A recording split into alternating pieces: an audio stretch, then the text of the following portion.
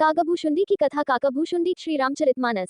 संत तुलसीदास जी ने रामचरितमानस के उत्तरकांड में लिखा है कि काकभूषुंडी परमज्ञानी राम भक्त हैं। रावण के पुत्र मेघनाथ ने राम से युद्ध करते हुए राम को नागपाश से बांध दिया था। देवर्षि नारद के कहने पर गरुड़, जो कि नागभक्षी थे, ने नागपाश के समस्त नागों को प्रताड़ित कर राम को नागपाश के बंधन से छुड़ाया। राम के इस तरह नागपाश में बंध जाने पर राम के परमब्रह्म होने पर गरुड़ को संदेह हो गया। गरुड़ का संदेह दूर करने के लिए देवर्षि नारद उन्हें ब्रह्मा जी के पास भेजा। ब्रह्मा जी ने उनसे कहा कि तुम्हारा संदेह भगवान शंकर दूर कर सकते हैं। भगवान शंकर ने भी गरुड़ को उनका संदेह मिटाने के लिए काकभूषुंडी जी के पास भेज दिया।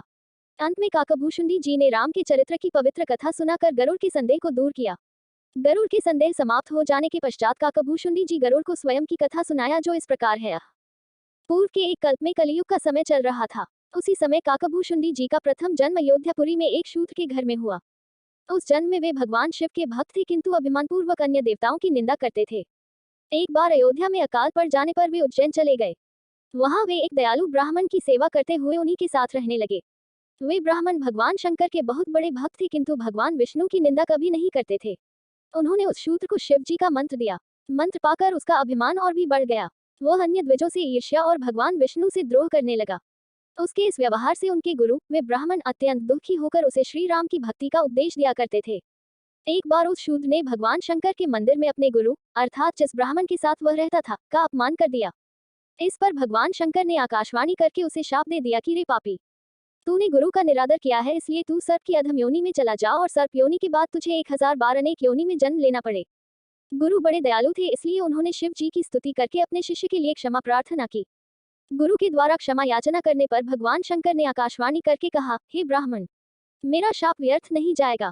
इस शूद्र को 1000 बार जन्म अवश्य ही लेना पड़ेगा, किंतु जन्मने और मरने में जो दुःसह होता है वह इसे नहीं होगा और किसी भी जन्म में इसका ज्ञान नहीं मिटेगा।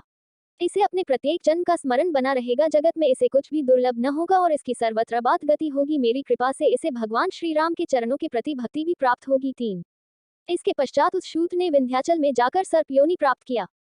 कुछ काल बीतने पर उसने उस शरीर को बिना किसी कष्ट के त्याग दिया। वह जो भी शरीर धारण करता था उसे बिना कष्ट के सुखपूर्वक त्याग देता था, जैसे मनुष्य पुराने वस्त्र को त्याग कर नया वस्त्र पहन लेता है। प्रत्येक जन्म की याद उसे बनी रहती थी। श्री रामचंद्र जी के प्रति भक्ति भी उसमें उत्पन्न हो गई। अंतिम शरीर उसने ब्राह्मण का पाया। ब्राह्मण हो जाने पर ज्ञान प्राप्ति के लिए वह लोमश ऋषि के पास गया। जब लोमश ऋषि उसे ज्ञान देते थे तो वह उनसे अनेक प्रकार के तर्क कुतर्क करता था। उसके इस व्यवहार से कुपित होकर लोमश ऋषि ने उसे शाप दे दिया कि जा तो चांडाल पक्षी कौवा हो जा। वह तत्काल कौवा बनकर उड़ गया। शाप देने के पश्चात लोमश ऋषि को अपने इस शाप पर पश्चाताप हुआ और उन्होंने उस कौए को वापस बुलाकर राम मंत्र दिया तथा इच्छा मृत्यु का वरदान भी दिया। कौए का शरीर पाने के बाद ही राम मंत्र मिलने के कारण उस शरीर से उन्हें प्रेम हो गया और वे कौए के रूप में ही रहने लगे तथा काकभूषुंडी के नाम से विख्यात हुए।